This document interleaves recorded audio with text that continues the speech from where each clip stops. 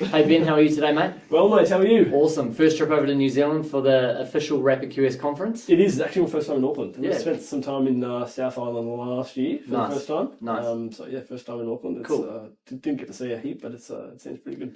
A little bit of a backstory. Obviously, you've been running all the operations and sales in Australia. Recently, you've taken over all of the New Zealand stuff. How's it been working from just Australia to combining Australia and New Zealand? Quite difficult, to be honest. The markets are very different in terms of terminologies, reports a little bit as well, in terms of the visual component, what New Zealand clients are after, as opposed to the Australian guys. I feel as if the Oz guys, they're paying attention to the bottom dollar, they're also paying attention to the total trade summary, meaning the trade cost, not exactly how we get to the cost, as opposed to New Zealand. Obviously, they're not nitpicking, but they're really looking at every line item. So there's a lot more follow-up questions. There's a lot more questions coming back to me saying, what's this, what's that? So I feel as if I'm playing middleman a lot. And because I don't understand those terminologies, it's been a bit hard. But in terms of setting up the same process and culture in New Zealand, I think based off yesterday and Ben and Dennis's discussions, I think it's been quite successful. Nice. Are you finding that dealing with clients or talking to the clients and justifying certain line items is tough on your end? I know our processes let the QS deal with it, but there's obviously a portion that you have to deal with it as well. I mean, not really. I mean, I try and avoid kind of getting them to ask those follow-up questions about terminologies. I mean, I know some, and obviously I can not bullshit my way, but I can kind of avoid those questions. Yeah. So I don't find it that hard. Most of the time I am kind of offloading it to the estimator. Yeah. But it's going okay. Yeah. Yeah, cool. Yeah. Are you enjoying like broadening your horizons and going from just managing 5 QSs to now managing 10 QSs? Absolutely. It's Yeah. good. It's got its challenges, of course. sure. A lot of questions being fired at, a lot of people just asking probably questions that I sit down and go, like, come on. Right? Yeah. So I find that a bit frustrating, but then obviously Jamie's doing a really good job in kind of teaching positive reinforcement. So I'm really kind of front-footing a question with like, good job, or I don't know if you realise, I always say good question. when someone asks me a Lead with the question, positive right? and then maybe dig into the even the if it was a negative. terrible question. Yeah. Right? Horrible questions. Yeah, kidding. Yeah. So I feel as if that kind of sets the tone for Yeah. the potential, not bad news, but the potential Cool. difficult conversation. Yeah. And who do you think is the best performing QS team, New Zealand or Australia? Come on. Be brutal. Probably Australia at the moment.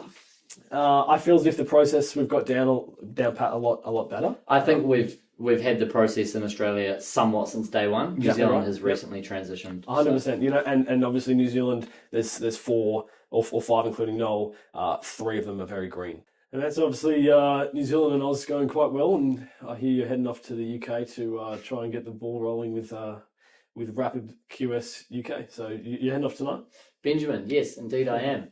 Heading off to the UK tonight. And what are you doing there exactly? The plan is I would like to go and catch up with I think there's around 10 key clients that I want to go and catch up with, guys that we've done existing business for. Noel's been pricing all of their work, super happy, really good feedback, and now we're getting to the point where I think these guys trust us. We obviously know what we're talking about. We understand their business somewhat.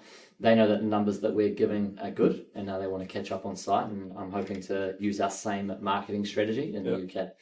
What type of work do the builders do in the UK, or at least these 10 clients? It's mainly loft conversions and new builds. Seems to be 70% at the moment. We're getting a few like BOQ insurance related jobs, but that's, as we've discussed the other day, BOQs aren't really, I think they're fiddly and they're room for error.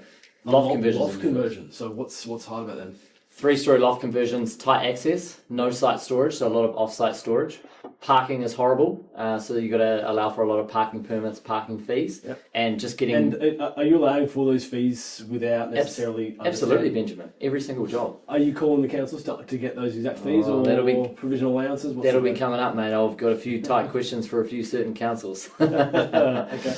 And how's Noel going? Is Noel calling the clients like we do, or are you trying to deal with those clients? Not yet, just with the language barrier thing. I think we want to perceive ourselves as a company where we're not just outsourcing everything offshore. So not yet. I'm touching base with the clients. So I'm definitely learning a lot and somewhat struggling with a few rates differences. Yep. From what I've seen so far, everything in the UK is essentially half of what it costs in NZ because of the currency exchange from pound to NZD. So for example, if we're charging a builder out at $75, it's roughly 30 to 35 pounds an hour for a builder. Okay, interesting. And where do you want UK to be 12 months from now? I would love to be doing 50 reports a month within 4 months. That would be awesome for the business. And do you see yourself hiring someone directly in the UK? What's I will be leaving that up to you, Ben. You're the operations manager, so you will be the leading man in that position. Well, that just cut off my follow-up question.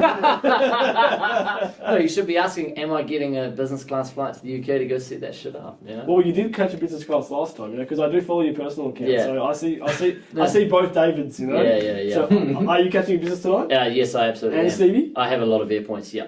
Really? Yeah, of course. And did Stevie pay for herself, or are you? I've shouted, but I'll be making sure I get a 450 Wagyu cooked medium rare every single night for the next 3 months. Oh, that's an investment. I'm joking. One last important question. Yeah, what you got? When are you next having a 450 Wagyu? I mean, I'm heading to the airport later. I've got the new Amex card on RapidQS, so I'm probably going to get Block one. it, ASAP. Cool, man. Thank you very much for your time. Thanks, man. Cheers.